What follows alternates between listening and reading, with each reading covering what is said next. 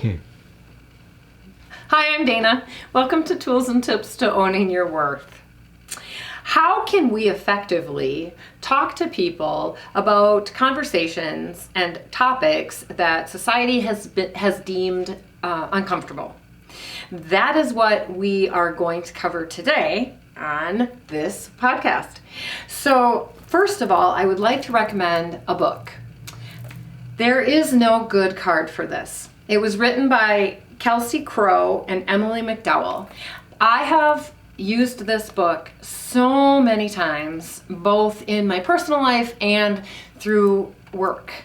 And the one thing I love about this book is it helps people normalize having conversations when we need to show up for people.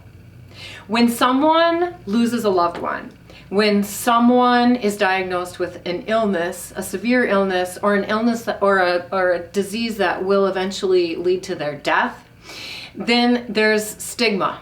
All of a sudden there's this stigma that shows up, and people tend not to want to talk to them about it because they don't want to upset them, or they don't want it to be awkward, or they don't want to say the wrong thing. But again, I've told you, I'm an intuitive healer. And so what I am going to clue you in on, America and the world, is that when you elect to pretend that what somebody is going through doesn't exist, it is incredibly hurtful to them. It is incredibly hurtful to them. So if someone loses a loved one, it is 100% okay to talk to them about that. I'm sorry that you're going through this. I'm sorry that you're hurting. I'm sad for you. You can't say the wrong thing. This book will help you, by the way, but it's the fear of offending someone is kind of a false fear. People walk up to somebody and say, I see you. I see you. And if you want to talk to me about your diagnosis, I would love to just sit and listen. I can't empathize because I don't know anybody with, stage 4 cancer, but I can certainly listen. I can hold space for you. These are the kind of things that the people that come and see me would love to hear. They don't want to be a pariah. They don't want to be associated with stigma. When they are in crisis, when they are in time of need, they need people, they need community. It's wonderful to start GoFundMe pages and things like that. That's beautiful. Or food drives, lovely. I'm not saying that's not wonderful.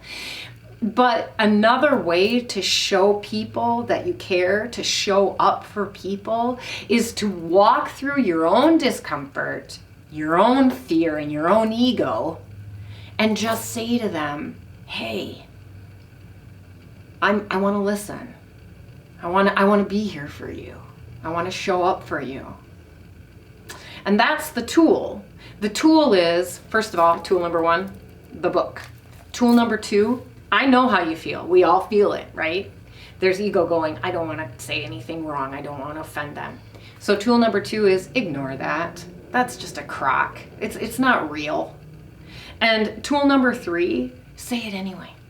Do the brave thing. The definition of bravery is feeling fear and doing it anyway. So show up for somebody. And tool number 4, the first time you do it is always going to be the most difficult. And after that, it just gets easier. And I'm here to tell you from personal experience that when you can show up for somebody and say, I don't understand what it feels like to lose a spouse. I don't understand what it feels like to lose a child. But I am so, so sad that that is the position that you found yourself in. There's nothing like it, because that person feels seen, they feel heard, they feel validated. And you've just raised the vibration of that relationship.